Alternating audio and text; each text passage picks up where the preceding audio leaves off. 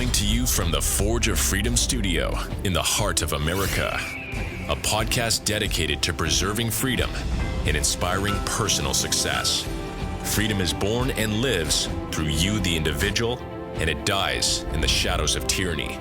Motivating our listeners to become well-rounded, freedom-minded people with the body of an athlete, the mind of a stoic, and the spirit of a warrior.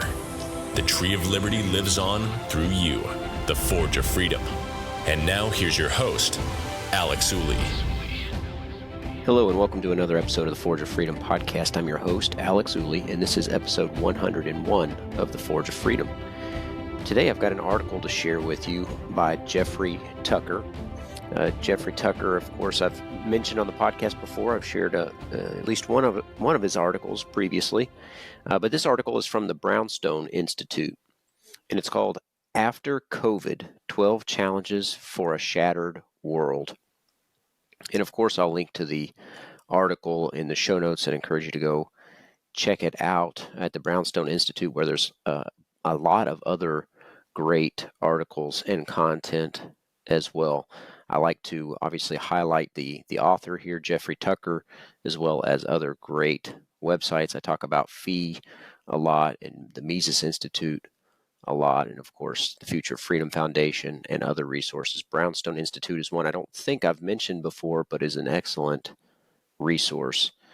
And Jeffrey Tucker is the founder, author, and president at the Brownstone Institute. He is also the senior economics columnist for the Epoch Times, the author of 10 books, including Liberty or Lockdown, and thousands of articles in the scholarly and popular press. He speaks widely on topics of economics, technology, social philosophy, and culture. And this is an article that I'd read some months ago, but I'd had saved and thought that it was a good article to share.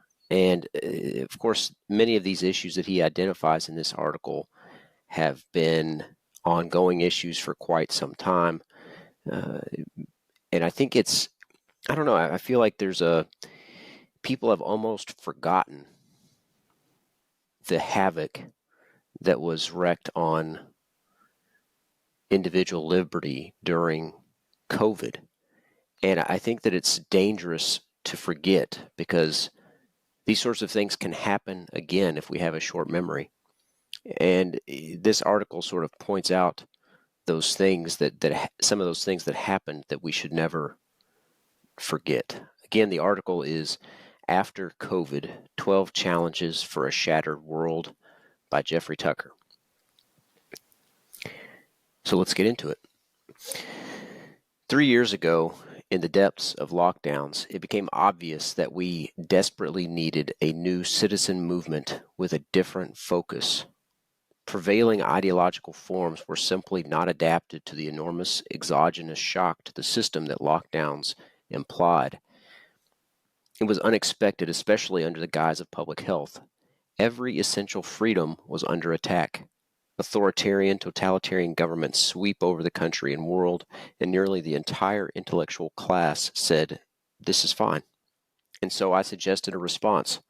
This movement, whether it is called anti-lockdown or just plain liberalism, must reject the wickedness and compulsion of this current moment in American life. It needs to counter the brutalism of lockdowns. It needs to speak and act with humane understanding and high regard for social functioning under freedom and the hope for the future that comes with it. The enemies of freedom and human rights have revealed themselves for the world to see. Let there be justice. The well-being of us all is at stake. And such a movement did in fact form. It has been broad. It has transcended the ideological and class entrenchments of the past. It grew in sophistication and strategy over time. The resistance became international. It fought its way out of censorship and shaming. The fields of battle have been varied and comprehensive, from the scientific journals to journalism to hardcore revolts on the street, such as the truckers' protest. The results have been impressive. Vaccine mandates and passports have been beaten back. The right of international travel has been restored. Emergency declarations have been allowed to expire, even if the powers are still in place. We are back to pretending that the people and not the Faucis of the world are in charge. There has been no justice, however. No question that the officials who did this to us are on the ropes. Many have resigned, others are hiding. Rare is the public figure today who is willing to own what happened.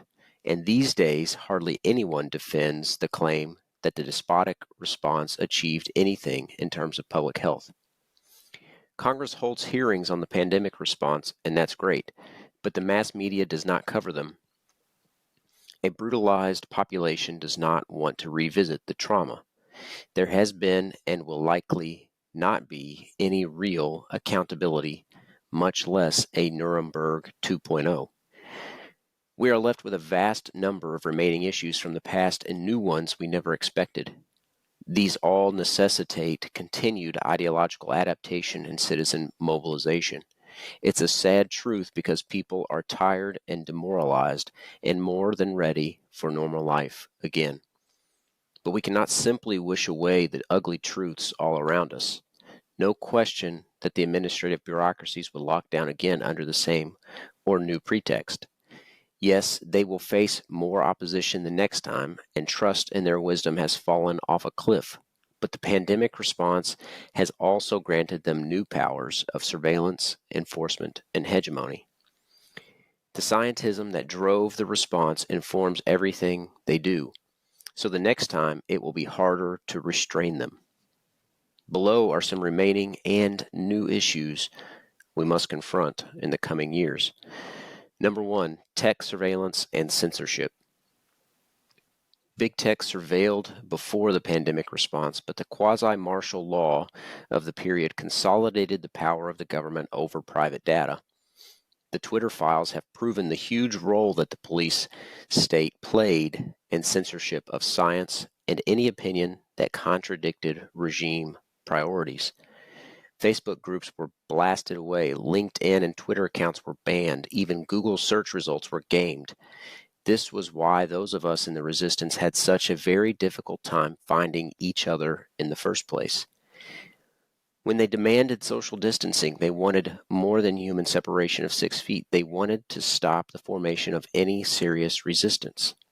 They wanted us all isolated, disoriented, and thus easy to control. As a result, the tools that we once believed were designed for more human connection were deployed to keep us apart. Yes, there are many lawsuits ongoing that challenge this practice as a violation of First Amendment rights. Court discovery has produced many thousands of pages, and the decisions seem likely to land in the correct position. But here's what is spooky. If these court challenges really posed much of a threat to the practice, wouldn't mainstream social platforms be eschewing censorship right now? They are not. YouTube is the king of takedowns. Instagram, LinkedIn, and Facebook do the same. Only Twitter was relatively freed up once Elon Musk took over. But his new CEO is a champion of content moderation at the behest of the advertisers she hopes to lure back to the platform. It appears that the platform is going back to the way it was, perhaps not with the same intensity, but with the same potential. In any case, the trajectory is not headed the right way. Censorship and surveillance are being institutionalized. The mass media performed abysmally during the entire fiasco, threatening dissidents, amplifying lies, and cheering the compulsion. There have been no admissions of wrongdoing. We need all new sources of news. Number 2, money and banking. The Federal Reserve was essential to make the pandemic response possible. It stood ready to monetize every dollar Congress spent to subsidize the lockdowns and boost spending of the entire public health hegemon. It was so essential that on March 15, 2020, 2 days after the declaration of emergency and 1 day before the Trump administration's lockdown edicts, it actually eliminated reserve requirements for banks completely. In other words, it abolished a core regulatory practice that had restrained money creation for more than 100 years. The result was a $6.5 trillion printing spree. The bank crisis caused by dramatically increased interest rates, a policy designed to arrest the inflationary consequences of the Fed's accommodation of the COVID regime, has destabilized regional banks and centralized banking operations. In the background is the stated intention of the Biden administration to reform the whole system using a central bank digital currency that creates a path for a China-style social credit system of universal control. The only solution is sound money, but we are getting further from that by the day. The competent advocates of pro-freedom reforms are few and far between. The economists largely failed during the lockdowns to speak out for their discipline and knowledge. Now they are as captured as any other profession. Number 3, business enterprise. The pandemic response was a massive boon to big business, particularly tech and media companies, and a disaster for small business. My immediate concern in the earliest days of lockdowns concerned investment in such enterprises. Why would anyone start one if it can be shut down by government edict? There has been no compensation for the losses and no attempt at reparations. A recession will introduce even more challenges. A major boost to small and medium-sized businesses would be regulatory and litigation reform, but today's political environment admits almost no discussion of these crucial topics. All the energies of Washington's lockdown shock troops are now spent on concocting ways for more regulation, less economic growth, higher business costs, and more interventions. Big business loves this, but it is devastating for the middle class. Champions of free enterprise need to understand that their cause has massively diverged from the interest of big business, which has never been more united with big government in a campaign to monopolize and cartelize industry. Collusion of this sort is now the norm. The system bears a lot in common with the corporatism of the interwar period that was later called fascism. Number 4, regulatory capture. Many of us got a thorough education in just how influential bad actors in the private sector are over government agencies. The revolving door is the main way they do business. The FDA started rubber stamping vaccines even over the public objections of its top experts. The CDC was giving out recommendations that were effectively industry-based press releases. The same is true for the whole of the regulatory state. It is no longer possible to discern which is the hand and which is the glove, government or big business. This is true for every department in government, including the war machine, which operates at the behest of the munitions manufacturers. The SEC is run by the securities industry. The Department of Labor is captured by the labor unions. HUD is captive of the housing developers. The Department of Agriculture rules at the behest of large agriculture interests while blocking access to markets for local farmers and ranchers, and so on. Have we yet to come to terms with this on the left or right? Have libertarians grappled with this? I suspect not. This reality has massively reshuffled the political layout. We have completely left the clarity of the 1980s and entered into a new world of grave complexity and corruption at all levels. Number 5, public health. The public health bureaucracies took over in 2020, and what did they most neglect? Public health. They made us stay indoors when we needed sun. They closed the gyms when we needed exercise. They shut down the rehab centers and groups at a time of mass substance abuse. They blocked the distribution of repurposed drugs that doctors, even at the time, knew to be effective for respiratory infections. Even basic antibiotics lost their luster in the mandate to wait for the vaccine.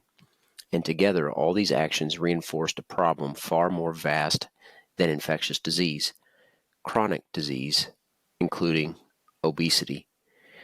What about health? It's in crisis. The American diet has to change.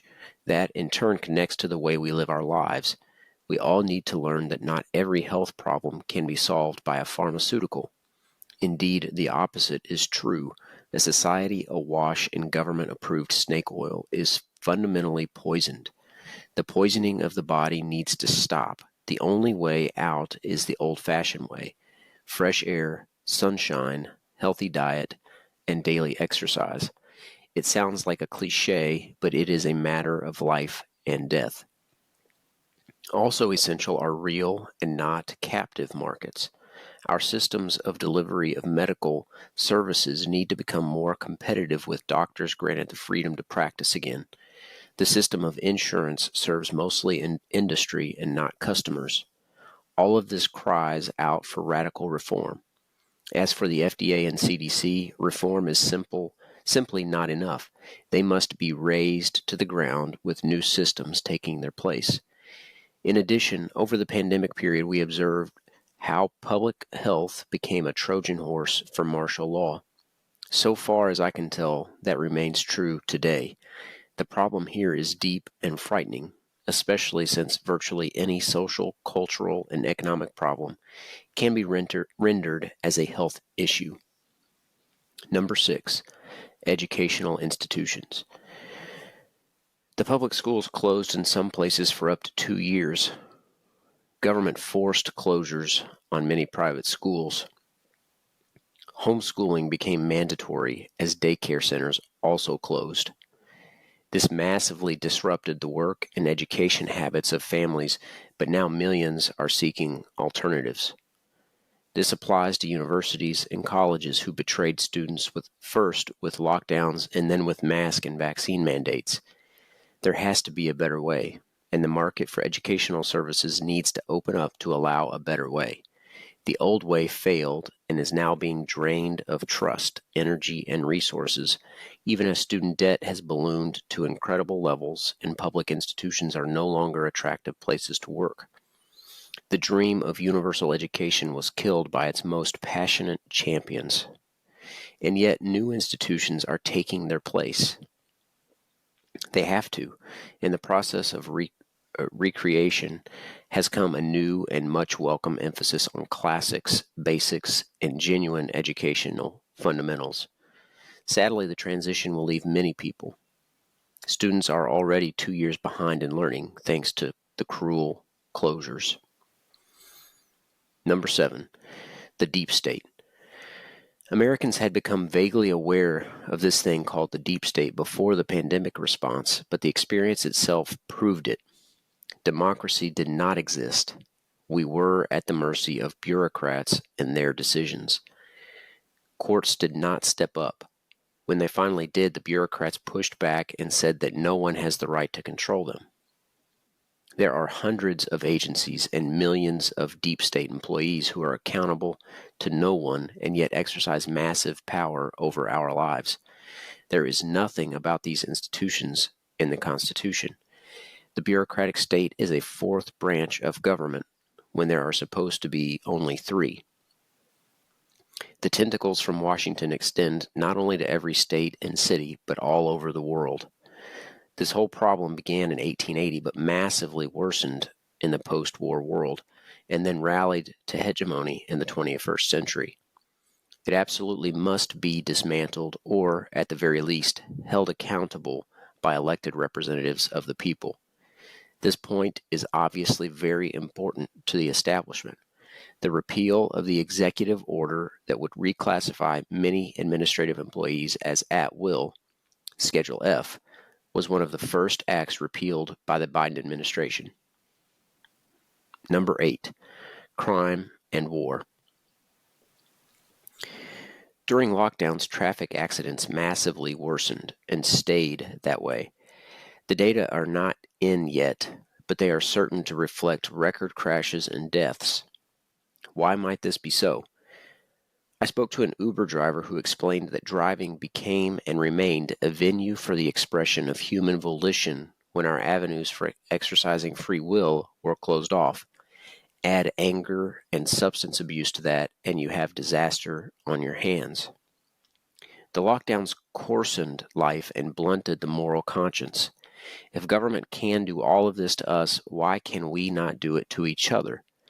After this experience, people are no longer mustering the empathy sufficient to care about the well-being of others.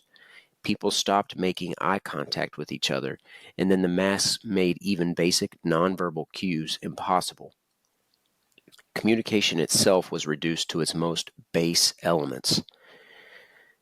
The results started to become obvious with the entirely just protests that turned to violent riots in some spots in the summer of 2020. The crime wave has not abated ever since. Cities now tolerate a level of petty thievery that would have been unthinkable just 10 years ago. The cops no longer care, and the citizenry in general shows far less respect for property and person than in the past. When government becomes immoral with the blessing of all the commanding heights in society, it sends a message to everyone else. In this way, the pandemic response unleashed a form of ethical nihilism and detached communities from a human connection to each other. The forced human separation was bad for the soul, and this dabbling in wrongdoing spread around the world. Even the Ukraine-Russia conflict is a symptom of this loss of rationality and morality. Recall that Putin himself spent at least a year in lockdown, isolated from reality and physical contact, enough to drive an already power-drunk oligarch into a delusional state of mind. The same could be said of Biden with the mindless funding of the Ukrainian regime. The clash of these leaders has become an apocalyptic pursuit devoid of diplomatic wisdom, imbued with almost messianic fanaticism. So too for the peanut galleries recruited to cheer one side or the other. Common sense has been trampled as the funding blows up, more property is destroyed, and lives are lost. Number 9, immigration. Never forget that the travel restrictions that began in 2020 kept most of the human population locked in their nation-state residences for years, even those living on islands that used to be sanctuaries. The right to visit the U.S. for the unvaccinated only resumed on May 11, 2023. The captivity of the people has also driven a desperate desire to flee and find a new home. The massive demographic shifts in the U.S. population out of lockdown states to open states is reflected internationally, too. With huge populations on the move, states have been forced to come to terms with migration policies on which there is no political consensus. This problem is blowing up right now on the U.S. southern border, leading to tremendous anger that has turned into a major populist backlash under the impression that the country is being invaded. This is not going to end well for anyone. The answer has to be a rational and humane immigration policy that can somehow separate workers' rights from voting rights, but the U.S. is not prepared to tackle that issue as most nations in the world already have. As a result, we toggle between legal restrictionism and border chaos. Number 10, shattered lives. The trauma of the last 3 years has shattered the stability of millions of families and communities. Couples were torn by travel restrictions, but also internal arguments about vaccines. Children could not attend the funerals of their parents, and couples held weddings on Zoom. Many families are dealing with grim deaths, not from COVID, but from ventilators, despair, suicide, and vaccines. Digital addictions of various sorts tore apart familial loyalties. Strange new forms of gender dysphoria have been unleashed in this period too, and that cannot be a coincidence. Many parents live racked with guilt about their vaccine-injured children. The arts experience wreckage, ruining careers that took a lifetime to build. How can we have a true civilization without the arts? Without them, we are reduced to the status of brutes. Many small communities had their routines disrupted as civic associations dissolved. Every person experienced this in different ways. The local band broke up over mask wearing. The bridge club stopped meeting up over vaccines. The religious community drained of energy in arguments about social distancing, and so on. There is plenty of anger everywhere in plain sight. These are conditions that can lead to disaster, especially when it is coupled with an economic crisis. It's a powder keg. Number 11, the history. Vast efforts on the part of brownstone writers are spent getting the history of this correct. Precisely when was COVID spreading? When did U.S. officials know? When was the response mapped out and who was involved?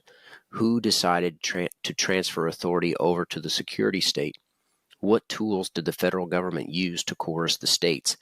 Why the neglect of natural immunity? How did repurposed drugs get deprecated and why? There are thousands of questions, many of which are mapped out in the independent Norfolk Group document that Brownstone supported. There are commissions needed in every nation, state, city, and county. We need answers. We've discovered many features of the response and the truth about the truths and strategies, but we have a very long way to go.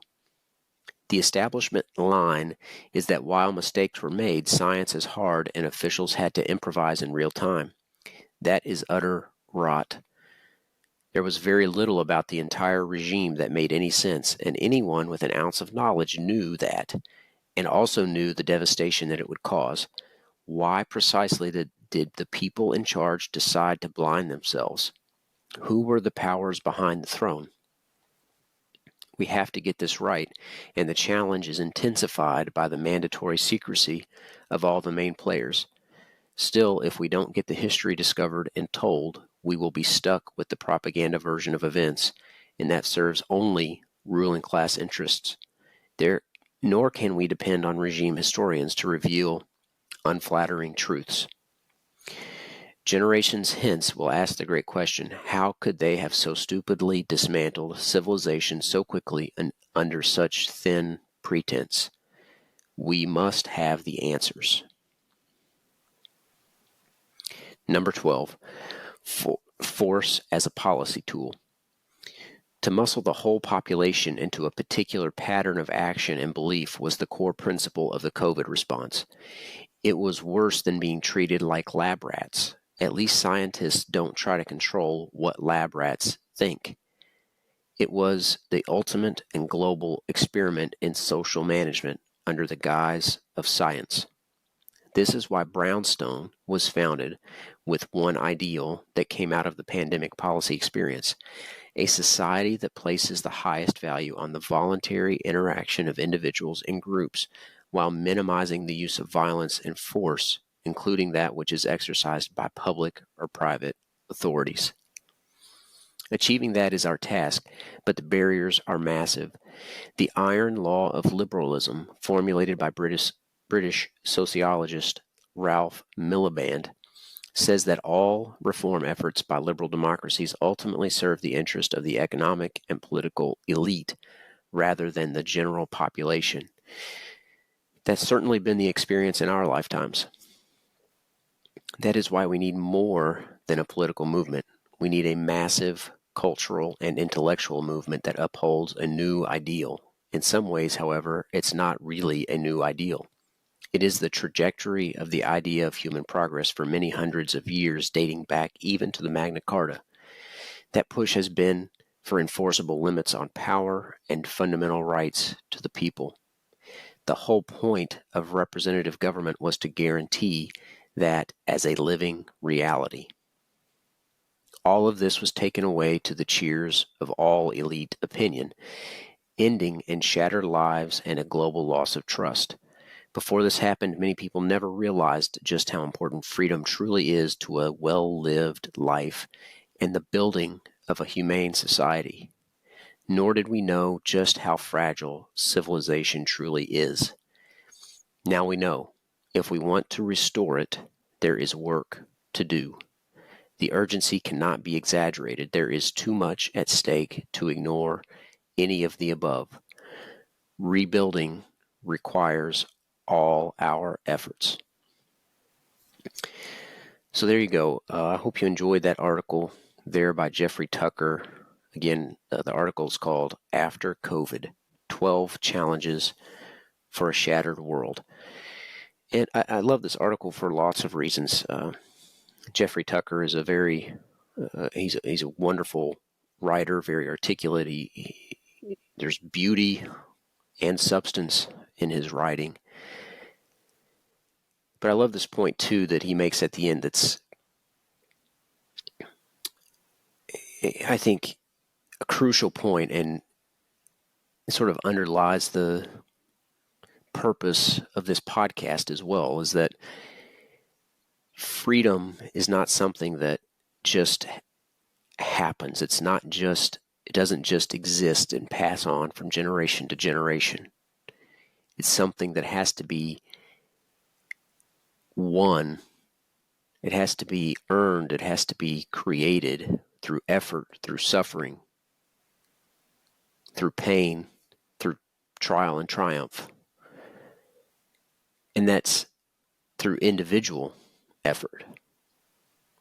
It's not something that's given from the elite.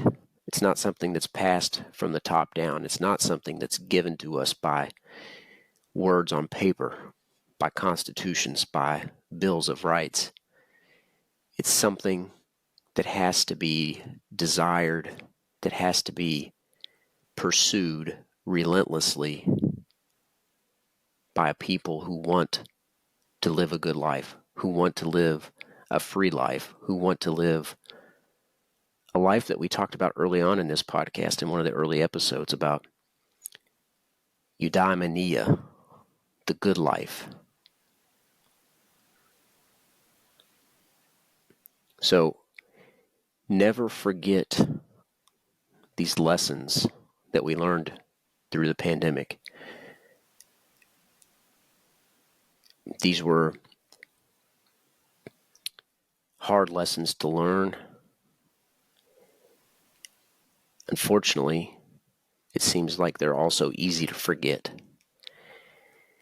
And there's a common saying, that you hear often, that those who don't understand history are doomed to repeat it. The alternative that I've heard that I also like is history doesn't repeat itself, but it rhymes. And if we don't learn from history, of course, the sorts of tragic, tyrannical impositions that we experienced during the pandemic will happen again. So don't get complacent. Learn these lessons. Pass on these lessons. Make sure that the truth about what happened prevails.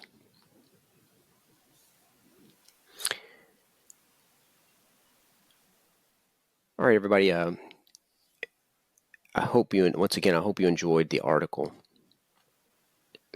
Please share it, either the article or this podcast. More people need to hear it. And it's kind of an interesting prelude to a topic that I'm going to cover soon, maybe next week.